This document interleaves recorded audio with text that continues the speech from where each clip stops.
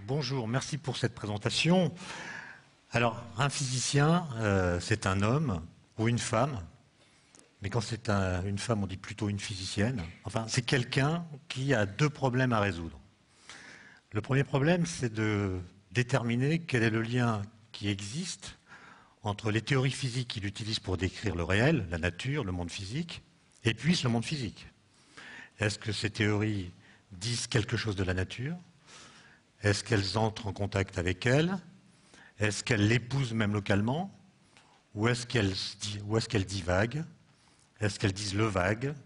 Et pour répondre à cette question, les physiciens font des expériences de toutes les tailles possibles, parfois de très grande taille, pour tenter de voir si leur théorie rencontre partiellement ou totalement la réalité physique.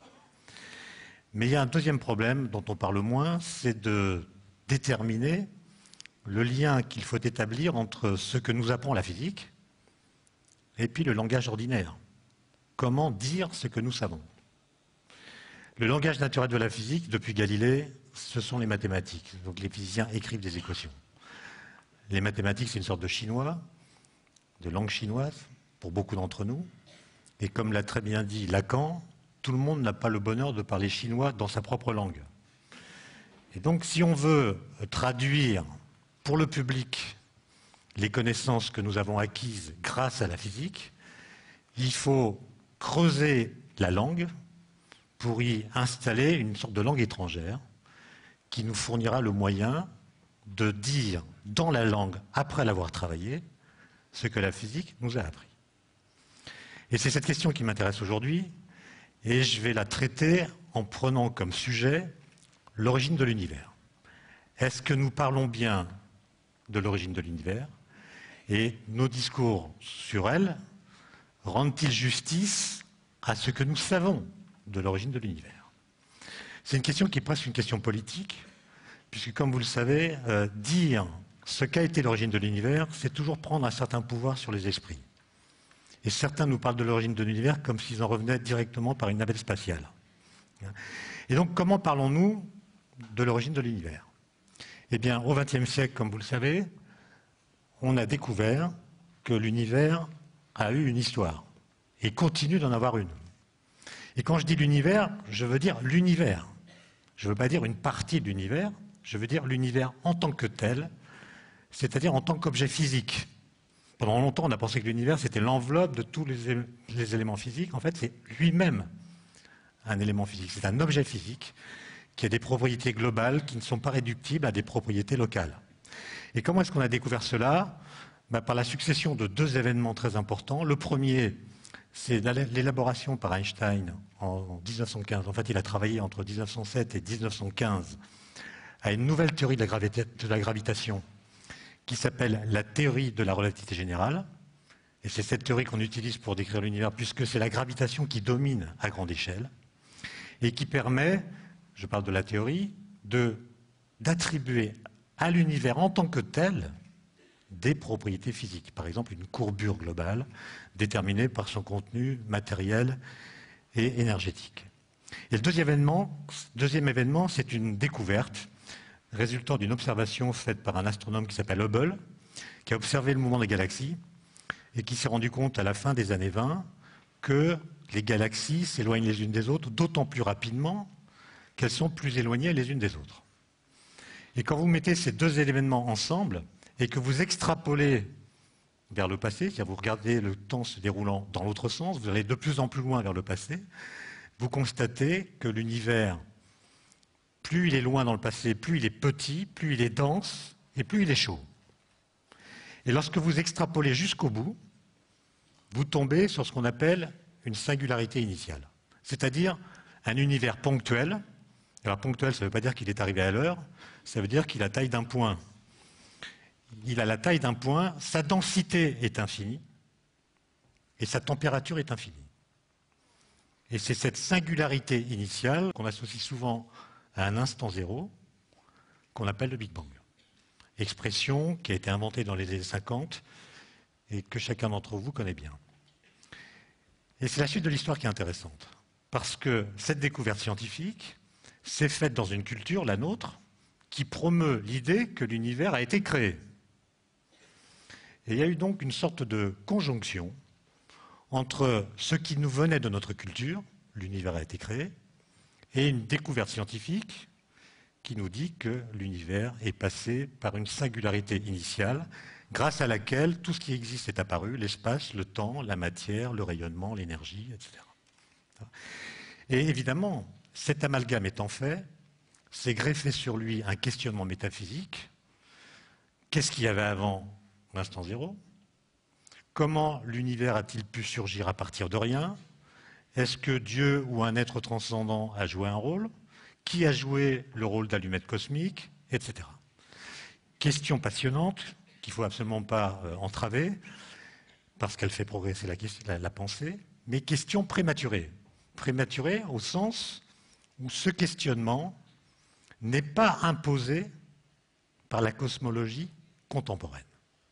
Il faut prendre acte du fait que quand j'extrapole dans le passé et que je tombe sur cette singularité initiale, en fait, avant de l'atteindre, je tombe sur des conditions physiques, très forte énergie, et des particules qui ont plus d'énergie qu'un TGV, très forte température, de sorte que les particules qui sont dans cet univers subissent des forces autres que la gravitation. Elles subissent les forces électromagnétiques, elles subissent les forces nucléaires. Or, la théorie de la relativité générale que j'ai utilisée pour faire l'extrapolation ne décrit pas ces forces, puisqu'elle ne décrit que la gravitation. Elle s'appelle théorie de la relativité générale, mais en fait, c'est une théorie spécifique de la gravitation. Et en fait, j'arrive à un moment où les équations de la relativité générale deviennent fausses, non pas parce qu'elles sont mathématiquement fausses, mais parce qu'elles ne décrivent plus le monde physique qui correspond aux conditions physiques que je viens d'évoquer. Et ce moment à partir duquel je n'ai plus le droit d'extrapoler, il s'appelle le mur de Planck. Il se situe tout au début, de sorte que je ne sais pas, je ne peux pas dire ce qui s'est passé avant le mur de Planck. La notion même d'espace-temps devient problématique et je ne peux plus parler d'un instant zéro. Alors, l'histoire ne s'arrête pas là, parce que depuis très longtemps, enfin depuis une vingtaine d'années, un grand nombre de physiciens théoriciens essaient de trouver un cadre théorique qui permet d'escalader ce mur de Planck, c'est-à-dire de construire un formalisme ou des nouveaux concepts de physique qui nous permettraient de décrire ensemble la gravitation, les forces électromagnétiques, les forces nucléaires.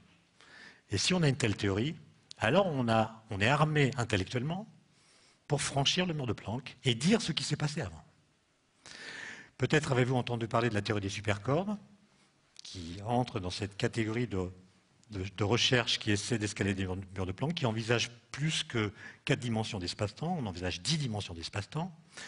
Il y a d'autres théories qui envisagent qu'à petite échelle, l'espace-temps n'est pas lisse et continu comme on a l'habitude de le considérer, mais il est granulaire, il est discret, comme on dit. Bref, il y a plusieurs idées qui sont testées, mais qui ne permettent pas de décrire très exactement l'univers primordial, parce que si on prend par exemple l'exemple de la théorie des cordes, les particules sont décrites par des cordes, les cordes sont tellement enchevêtrées que les calculs sont impossibles. Simplement, on arrive à faire des espèces d'approximations, on simplifie les équations, ce qui nous permet de construire des scénarios. Et par exemple, si on regarde les scénarios associés à la théorie des supercordes, on s'aperçoit que cette théorie prédit qu'à aucun moment de son histoire et à aucun point de son espace, l'univers n'a pu avoir une température supérieure à une certaine valeur maximale, qui est très élevée, mais qui n'est pas infinie. Ça veut dire que la singularité initiale qu'on associait au premier modèle de Big Bang, ceux qui ne prenaient en compte que la gravitation avec la théorie d'Einstein, cette singularité n'existe plus en théorie des cordes. Elle est volatilisée, et on pourrait dire que dans ce cadre-là, l'instant zéro auquel on associe le Big Bang passe un sale quart d'heure. Alors ce qui est marrant, c'est que si vous regardez ce qui se passe avec d'autres théories, ou d'autres pistes théoriques, on arrive à la même conclusion. La singularité disparaît, et le Big Bang tel qu'on le conçoit est remplacé par ce qu'on appelle une transition de phase. C'est-à-dire qu'il y a un univers en contraction, qui se contracte, il devient de plus en plus dense, il atteint la température maximale autorisée par la théorie des cordes, et une fois qu'il l'a atteinte, évidemment, il ne peut pas continuer à se rétrécir, donc il rebondit sur lui-même. Il n'y a plus de singularité, il n'y a plus d'instant zéro, il n'y a plus de Big Bang au sens habituel du terme. Donc la conclusion, c'est que nous n'avons pas la preuve scientifique que l'univers a une origine, quand je prends le mot origine dans un sens radical, c'est-à-dire l'absence de toute chose devient quelque chose. On n'a pas la preuve qu'il y a eu un jour du néant. Et la deuxième conclusion, c'est que, évidemment, ça ne prouve pas que l'univers n'a pas eu d'origine. Ça prouve simplement que la science ne l'a pas saisi.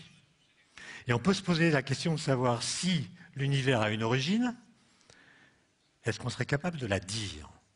Est-ce qu'on serait capable de la penser? Est-ce qu'on serait capable de l'expliquer? Et ma réponse est non, parce que expliquer l'origine, c'est dire comment du néant ou une absence de toute chose peut devenir quelque chose. Et pour faire cette explication, il faut mettre dans le néant des propriétés qui lui permettent de cesser d'être un néant. Il faut y installer une espèce d'œuf qui va pouvoir engendrer autre chose que lui-même. Mais un œuf qu'on met dans le néant, c'est un œuf.